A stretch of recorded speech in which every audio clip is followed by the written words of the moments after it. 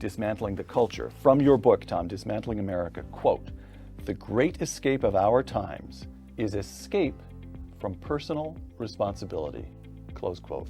What do you mean? Well, I think that the idea of personal responsibility is more or less off the table. It's passé in many places. Again, going back to, say, the housing situation, that people took out mortgages that they couldn't afford, and that now people who didn't take out mortgages they couldn't afford are now expected to pay to bail them out. It's insane.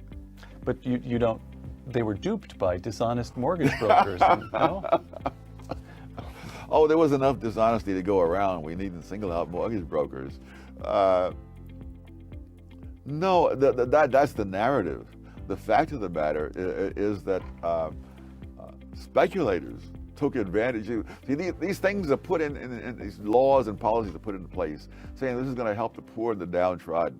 But the question is, who actually benefits from this? Speculators benefited from this more than any poor or any downtrodden.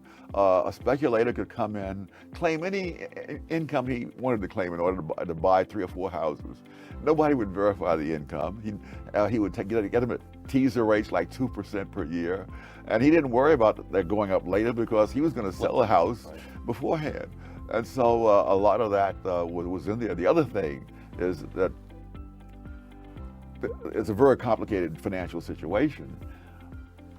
But the cold fact is, if the mortgages had continued to be paid, we wouldn't have had the mortgage crisis. So the fundamental reason for the crisis is that the mortgages weren't paid, and the fundamental reason they weren't paid is that they were made under conditions that made it unlikely that they would ever be repaid. And you knew that going in. Right.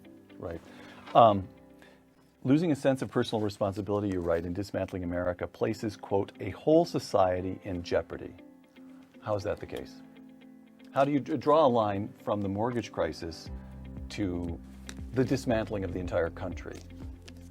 Well, I think if you don't have a sense of personal responsibility, and what you have is the government taking money from people who are personally responsible and giving it to people who are irresponsible, or in other cases corrupt, that's not a viable situation for the long term.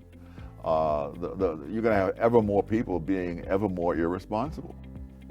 As is happening now. I mean, in the wake of the mortgage crisis, they've raised the limit that the Federal Housing Administration will insure from about 360,000 to 720-some thousand. So they've doubled the policy that got us into problems in the first place. Tom, you, on personal responsibility, and you and I have talked about this before. You spent part of your boyhood in Harlem. Yes. Is that correct? Yes, most of it. All right. Tell me a little bit about the Harlem that you knew as a boy. Was it safe at night? Yes, when I would wake up in the middle of the night, I would get up, get dressed, and go out to a corner newsstand where there was a little old man who was white selling newspapers in Harlem at midnight. Now today, he and I would both be taken in for mental observation. You know. How were the schools in the Harlem of your boyhood? Oh, they were among the best in the country. Public schools. Public schools. Oh, I only went to public schools. I have data on the actual test scores of kids in Harlem. They were almost identical with the kids in the Lower East Side, who were almost all white. Nobody was concerned about giving me school lunches and stuff like that. They didn't ask me whether my home was broken or not.